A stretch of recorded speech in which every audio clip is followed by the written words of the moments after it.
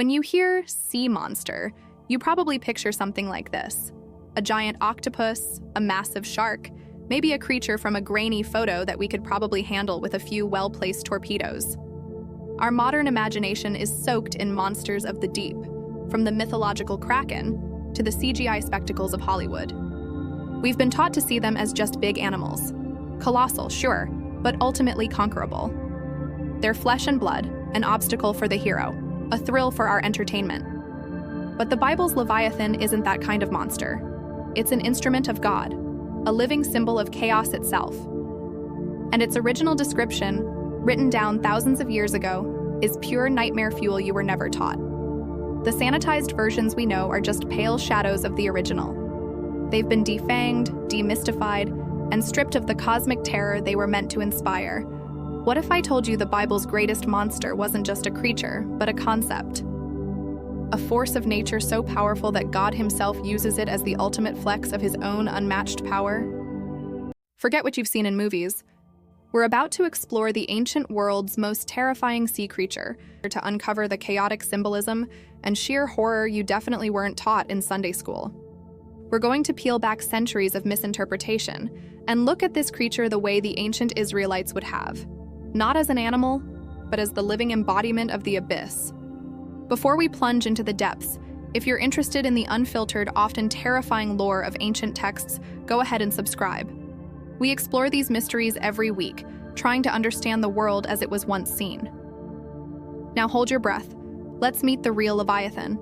Our main and most terrifying encounter with Leviathan comes from one of the Bible's oldest books, the Book of Job.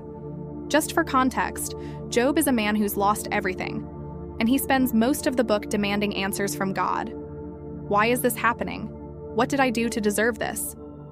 After 40 chapters of silence, God finally answers, but not in the way Job, or any of us, would expect. God doesn't give Job a neat theological explanation or a comforting platitude. Instead, speaking from a whirlwind, God puts Job in his place by showing off his own immense mind-bending power. He does this by pointing to his creation, and the climax of this divine speech, the final and most powerful example, is Leviathan. The entire 41st chapter of Job is dedicated to this one being, and it's here we get our first taste of true biblical horror. God kicks things off with a series of rhetorical questions, each one designed to tear down any idea that humans have control. He asks Job, "Can you pull in Leviathan with a fishhook or tie down its tongue with a rope? Can you put a cord through its nose or pierce its jaw with a hook?" Job 41:1-2. Let's just pause on that. The imagery is almost insulting. A fishhook, a rope. These are the basic tools of any fisherman. God is essentially asking Job, "Can you, a mere mortal, treat this thing like a common fish?" The immediate answer is a hard no. The very idea is ridiculous. This isn't just a big fish, it's something else entirely. God keeps going, mocking the idea of taming it. Will it keep begging you for mercy? Will it speak to you with gentle words? Will it make an agreement with you for you to take it as your slave for life? Can you make a pet of it like a bird or put it on a leash for your girls? Job 41:3-5. The sarcasm is biting. God is painting a picture of total futility. You can't reason with it. You can't enslave it. You can't even make it a pet for your kids. This isn't an animal to be tamed. It's a force to be avoided. God makes this brutally clear. Any hope of subduing him is false. The mere sight of him is overpowering. No one is fierce enough to rouse him. Job 41:9-10. Think about that line, "The mere sight of him is overpowering." Just looking at Leviathan is enough to shatter a person's will. The fear it creates isn't just a side effect, it's a weapon. And then comes God's ultimate checkmate. Who then is able to stand against me? Job 41:10. The logic is terrifyingly simple. If you would crumble at the sight of this creature, how dare you question me, its creator? Leviathan isn't just a monster, it's God's closing argument. It's living proof of the massive gap between human weakness and divine power. And we haven't even gotten to the physical description yet. This is where the real nightmare begins. God declares, "I will not fail to speak of Leviathan's limbs, its strength, and its graceful form. Who can strip off its outer coat? Who would dare approach it with a bridle?" Job 41:12-13. Its body is a fortress. Its hide is described as rows of shields, sealed tightly together. One is so near to another that no air can pass between them. They are joined one to another. They clasp each other and cannot be separated. Job 41:15-17. This isn't skin, it's armor plating. The description suggests a creature so perfectly protected, it's basically invincible to any normal attack. The text drives this home. A sword that reaches him has no effect, nor does a spear or a dart or a javelin. Iron he treats like straw and bronze like rotten wood. Arrows do not make him flee. Slingstones are like chaff to him. A club is regarded as straw. He laughs at the rattling of the lance. Job 41:26-29. This is a creature that makes human weapons totally obsolete. It treats our strongest metals, iron and bronze, like they're dried twigs. Swords, spears, arrows, the best military tech of the ancient world, are all useless. It doesn't even see them as a threat. It laughs at the sound of a rattling lance. The image is one of absolute, untouchable power. This being exists on a plane where human conflict is a joke. But its defenses are only half the story. Its weapons are even scarier. The description moves to its face.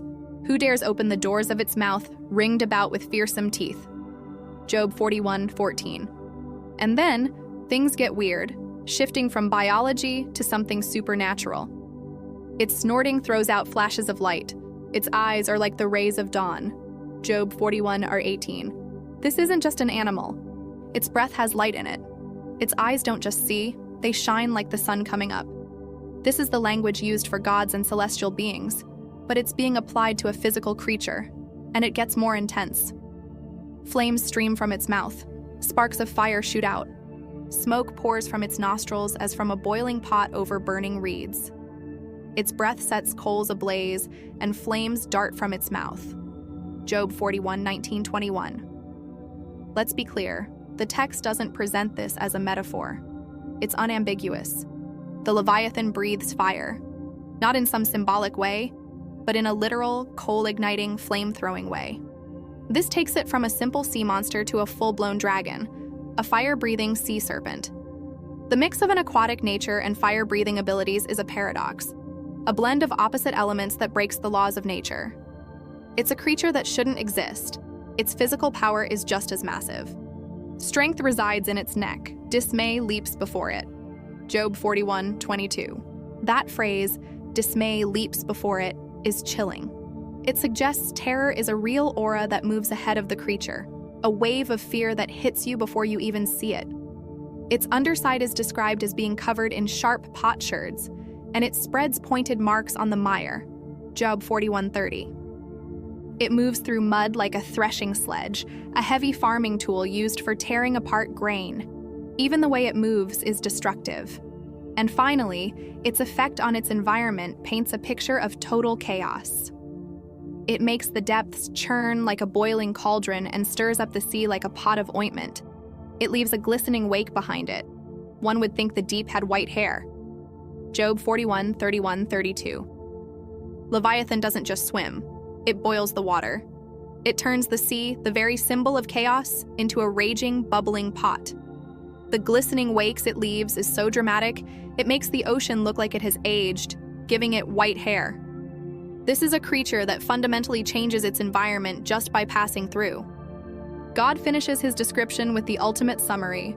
Nothing on earth is its equal, a creature without fear. It looks down on all that are haughty. It is king over all that are proud. Job 41:33-34. This final verse is the key. Leviathan is the king of the proud. It's the physical form of arrogance and power that defies everything but God himself. It's a creature without fear because nothing on earth is its equal. It is the apex predator of the planet, a being so mighty God uses it as his final, unanswerable proof of his own supremacy. This isn't a monster from a movie. This is a theological horror story. A creature made to inspire both awe and terror. A beast whose very existence is a lesson in humility. So what do we do with this fire-breathing, armor-plated, sea-boiling reptile? Was it a real creature? Some have guessed it was a crocodile, a whale, or maybe even an extinct dinosaur like a Kronosaurus. But focusing on a literal, biological ID completely misses the point.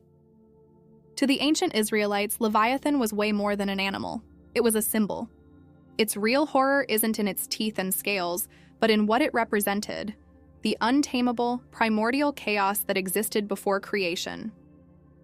The name Leviathan comes from a Hebrew root word, livyatan, meaning to twist or to coil. This immediately brings to mind a massive coiling sea serpent. In the ancient world, the sea wasn't the fun vacation spot we think of today. It was terrifying, a huge, dark, unpredictable abyss where storms and monsters could appear without warning. The sea was the ultimate symbol of chaos, a force of nature that stood against the order and stability of dry land. In the first verses of the Bible, Genesis 1 describes the pre-creation world as formless and empty. Darkness was over the surface of the deep, in Hebrew, tehom, and the Spirit of God was hovering over the waters. That word for the chaotic deep, tehom, is conceptually and linguistically linked to the name of a much older, scarier figure from Babylonian mythology, Tiamat. To get the full impact of Leviathan, we have to take a quick detour into the beliefs of Israel's neighbors. The Babylonian creation story, the Enuma Elish, starts not with one all-powerful god, but with two primordial gods, Apsu, freshwater, and Tiamat, saltwater. Tiamat is often shown as a monstrous sea dragon. In this myth, creation doesn't happen by divine command. It happens through violent battle. The younger gods rise up against Tiamat, a huge battle follows, and the hero god Marduk eventually kills her. He then splits her giant dragon corpse in two, using one half to make the heavens and the other to make the earth. This type of story is called a chaos kampf, or struggle against chaos, and it was a common theme all over the ancient Near East. Creation wasn't a peaceful act, but a violent victory of order over a monstrous, chaotic sea god. We see similar figures in other cultures. The Canaanites, Israel's direct neighbors, told stories of their god Baal fighting and defeating a seven-headed sea serpent named Lotan. The name Lotan is another linguistic relative of Leviathan. Now, let's bring it back to the Bible. The biblical authors knew these stories. They lived in a world filled with them. And when they wrote their own accounts, they often used this shared cultural language to make a radical new point. The creation story in Genesis 1 can be seen as a direct rebuttal to the Enuma Elish. Where Marduk has to wage a bloody war against Tiamat, the god of Israel doesn't fight. He just speaks. He separates the waters without any struggle. The Tehom, the deep, doesn't resist. This was a powerful theological statement. Our God is so powerful he doesn't even need to fight the chaos monster. He just commands it. But the memory of that chaos monster stuck around.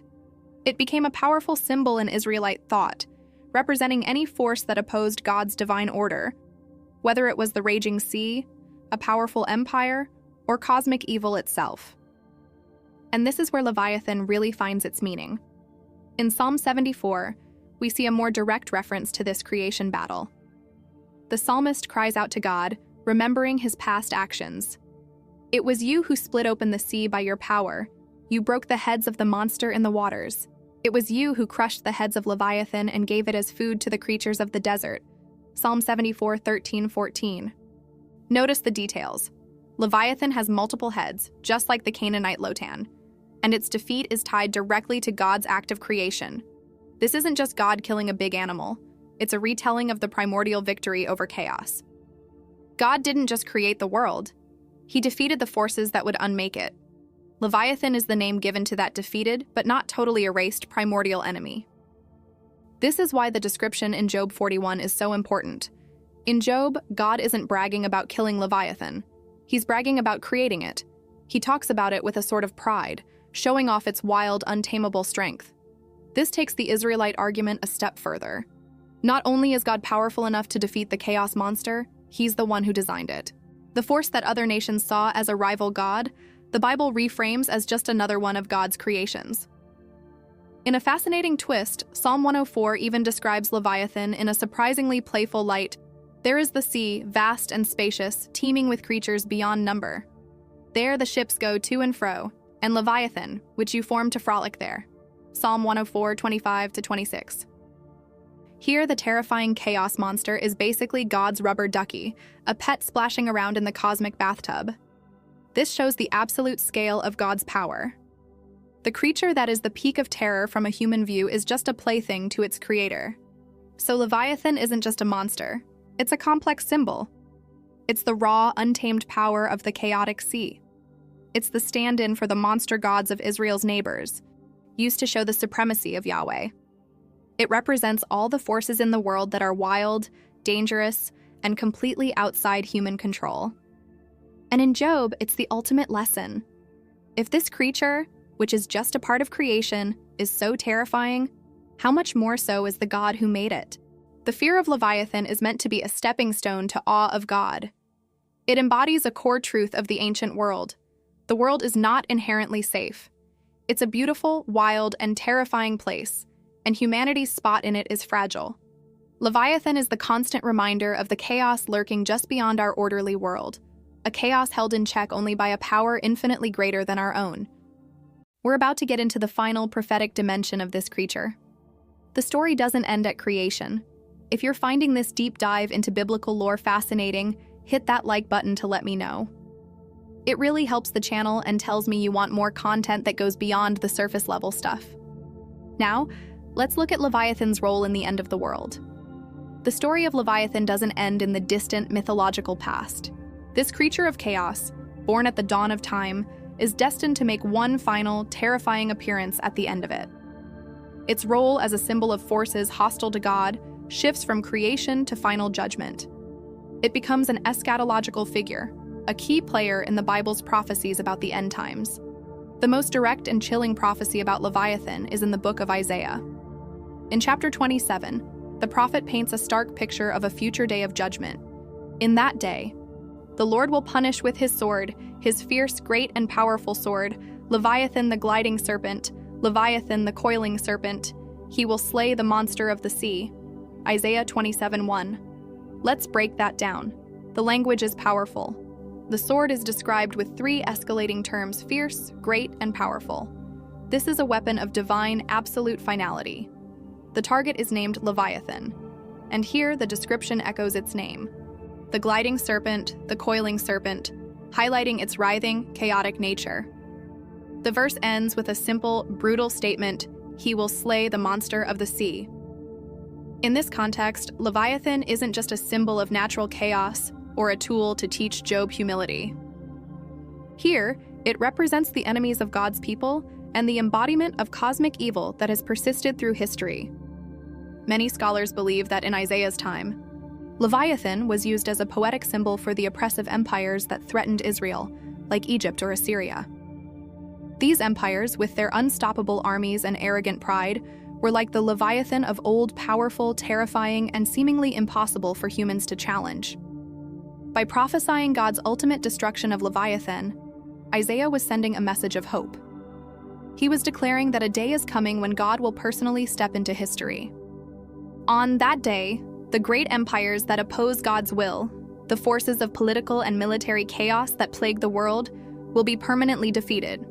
The struggle that began at creation will finally come to a definitive end. God's order won't just contain chaos, it will destroy it. This end times role connects Leviathan to another famous biblical monster, the dragon, in the book of Revelation.